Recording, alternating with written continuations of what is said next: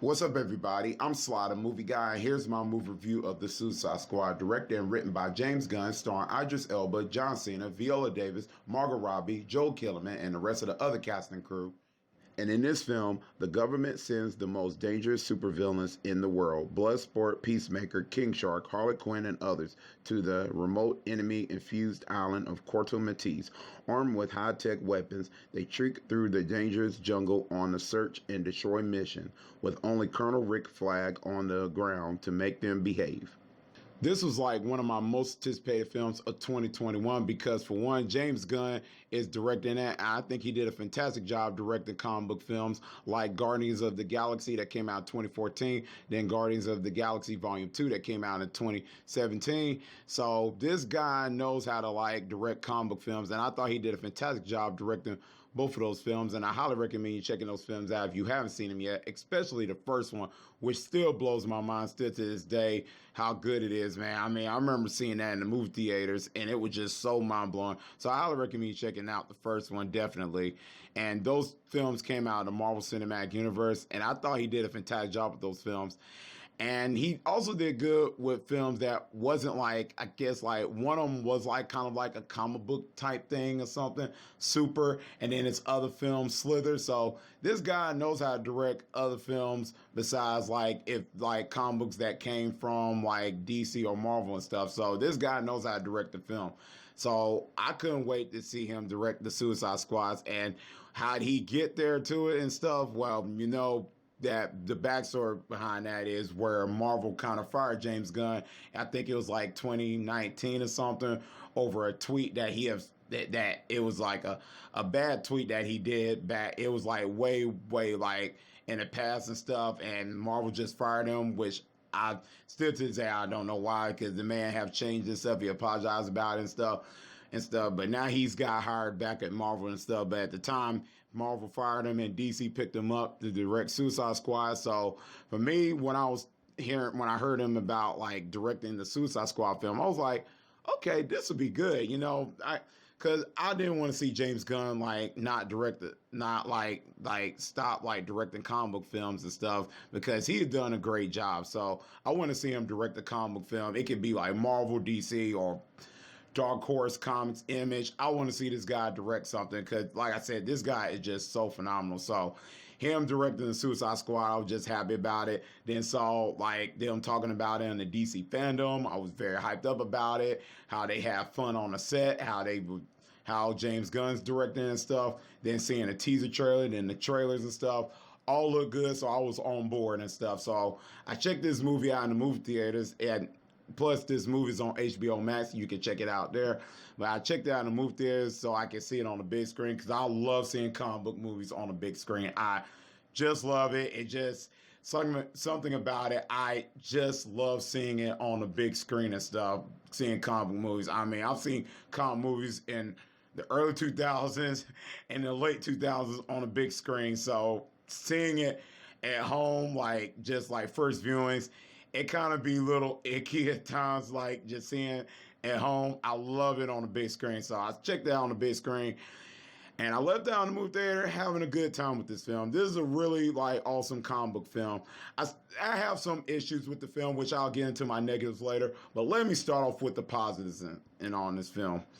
Starting off is the style and the direction in this film. And I think the direction that James Gunn was going for in this film absolutely pays off. And this where I say he's a great director, because when you watch this film, you could feel that his voice and the direction he was going for is involved in this film. And I really appreciate it. And I love the style that he brought to this film. It actually had life here, because personally, if you haven't noticed, I was not a biggest fan of the first Suicide Squad film that came out in 2016. So I was really looking forward to seeing what James Gunn can put on the table with this type of film, what kind of energy and what kind of style he's going to add in this film and stuff. Nothing against the first film. I thought some parts was okay in the style that David Ayer was going for, but certain things, it was studio interference that was going on in this film. Here, I didn't feel like there was no studio interference here. It's almost like DC, the executives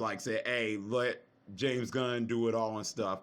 And I feel like James Gunn just did everything, like just put it all out, all his creativity here. And you could really feel that throughout the story when it comes to the characters and stuff, on the mission they own, throughout the film when they're in the jungle and stuff, going through the missions. I really loved it and stuff when it came to Peacemaker, played by John Cena, Bloodsport, Idris Elba, Harley Quinn, played by Margot Robbie.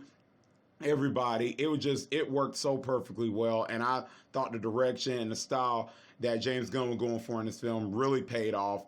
And like I said, the style in this movie is just really, really good here. Oh, it felt like a comic book. And that's one of the things I can really tell James Gunn really trying to make it like really like a comic book movie. Some comic book movies try to go like very realistic and stuff, and that's fine. But sometimes you want to have that little comic booky thing to it and stuff, that style of it. And I really felt that. It felt like I was reading the pages of the comics of the Suicide Squad and stuff when it came to the colors and stuff and the way the action and stuff was handled and the blood splat and stuff. As this movie is very, very violent. I mean, they go for it here. And I was in the first couple of the first, like, say 6 minutes of the movie, it was automatically like very violent. And I was like, whoa, this gonna be like this? And as the movie was going on, I was like, whoa, they're really going for it. And I really, really like that. I mean, I like when a comic book movie has that visceral sense to it. I mean, and not against the comic movies we have in recent years and stuff. They're really good, but I felt like some comic movies don't go for that, like that little punch there to it. And I really missed that. And some of the early 2000 comic films have really went for that visceral sense. And some of them have done it in recent years and stuff. So don't get me wrong. I enjoyed some of them that have like came out, but some of them in recent years kind of don't go for that. But some in recent years was just like, whoa.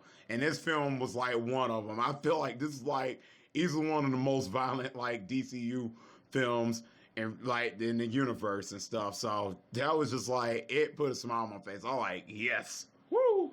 So I was happy about that. So all that stuff really works. Like I said, the direction, the style, and the action stuff was well handled here. Now the acting performance in this film. Idris Elba as Bloodsport. I thought he was good. Now Will Smith was supposed to come back at Deadshot, but he didn't want to come back, so they used Idris Elba and stuff as Bloodsport as a change up the character and stuff. And I thought Idris Elba did good and stuff for the most part. So I really felt for his character and stuff. Like, we get to see him with his daughter relationship and stuff, just like the first Suicide Squad when it came to Will Smith and as Deadshot and his daughter and stuff. Now we get to see like with Idris Elba and his daughter and stuff. So I kind of like that and stuff. So I could like feel for this character and him being on his mission and stuff like that. And you could see like they had a back and forth thing going on when he was in the jail thing and stuff, talking to his daughter. So I really felt that. So I thought he did good. John Cena as Peacemaker, fantastic. I mean, I like John Cena from WWE, so I thought him as Peacemaker really worked well when it comes to the comedy and stuff, and him and Idris Elba going back and forth. It was just so entertaining. I really enjoyed those two on screen. I just couldn't get enough of it because these two like competing with each other when they like shooting guns and stuff throughout these missions and stuff, and it was just so funny. I really enjoyed it. So I thought the comedy with those two really worked well and stuff. Ratcatcher, played by Daniela Melchior. Really surprising character. I didn't know what to expect from this character. I was kind of like, how this... When we get introduced with this character and stuff, when Amanda Waller was walking with Idris Elba's character and John Cena, I didn't know what to expect from this character. But hey, I ended up liking the character. I thought she did great as Ratcatcher. I hope she does more in the future DCU films, so I'll be happy to see her more. Man, she was good. Sylvester Stallone voicing King Shark. Hey, I didn't know how that was gonna work, but hey, since James Gunn did with Rocket Raccoon and Guardian Galaxy with a versus a raccoon with a shark character, hey, I was like, this is in James Gunn alley, so let me see how this go. And it worked well. King Shark definitely paid off here. So Really enjoyed it. So all the characters and stuff, the performance really good. And Margot Robbie as Harley Quinn, I forgot to mention. She owns the role as Harley Quinn. I mean, every time when she was on screen, I liked it and stuff.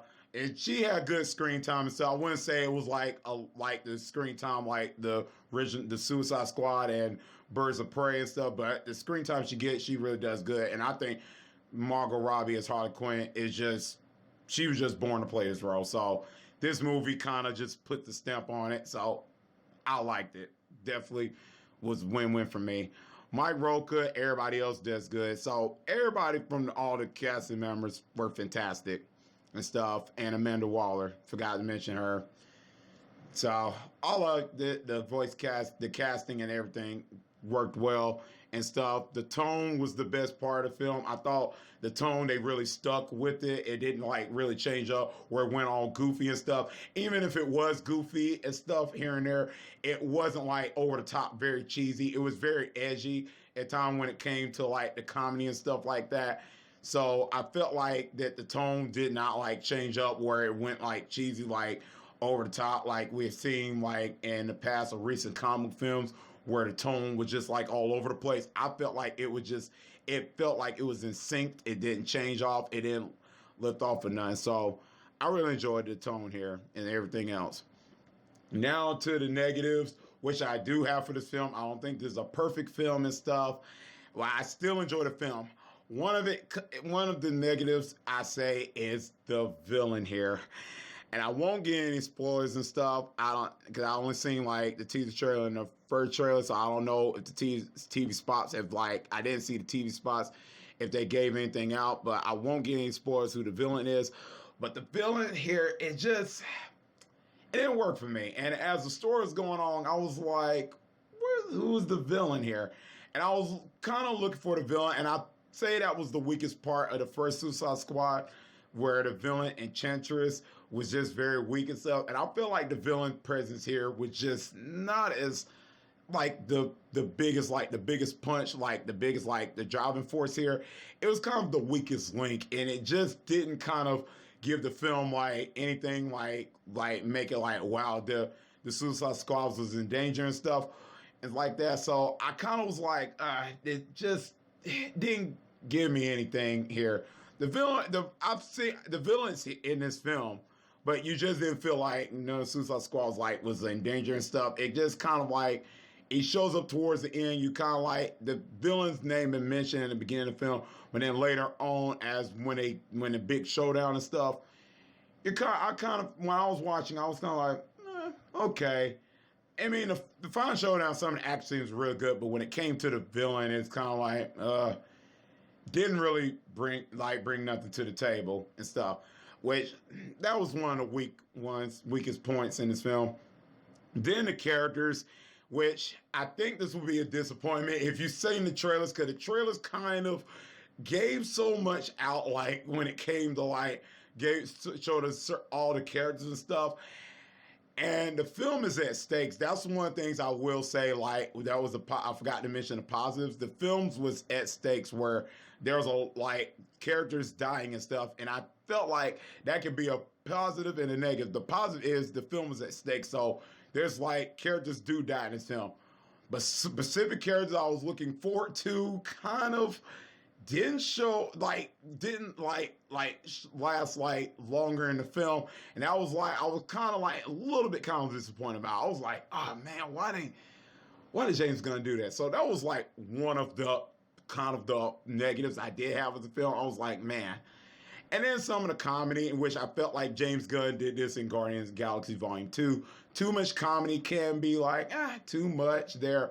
And I feel like James Gunn kind of overdid a little bit here, a little bit. I wouldn't say overdid it. Some parts I was kind of like, kind of like, okay, I got it. Some of it was in the trailer. I was kind of like, okay. So when it popped up in the film, I was like, okay. Yeah, but some jokes I really had a butt-gusting laugh about it. So I say for the most part, the jokes really work, but some of them kind of like here and there. And that's pretty much it. Overall, I highly recommend you checking this film out. If you really want to have a good time with this comic film, I think this is the one you will have a great time with. This is one of the comic films I think has a lot of energy. It has really good pace in this film. It doesn't have like a drag here. It's kind of like, it's very fast paced. So I think you'll definitely enjoy this film if you haven't seen it yet. And overall, I'm going to give this film a solid B. Let me know in the comment section down below what you think about this film. Did you like it or not? Let me know. And apologize for not being active or making videos and stuff. I've been very busy with work and stuff and families and stuff. Man, I'm glad to be back and stuff, making videos and stuff. I really have a fun time doing it and stuff, and I'm pretty sure y'all have a fun time watching my reviews or anything I do on the channel. I'm glad to be back and stuff. Apologize for the delays and stuff, being late on it, but hey, I'm back. I can't wait to do more videos, and that's pretty much it. And as always, if you like this video, click thumbs up. And if you're new to this channel, click subscribe and the bell button for more featured content. That's all I can see you next time on Sly the Movie Guy. Peace.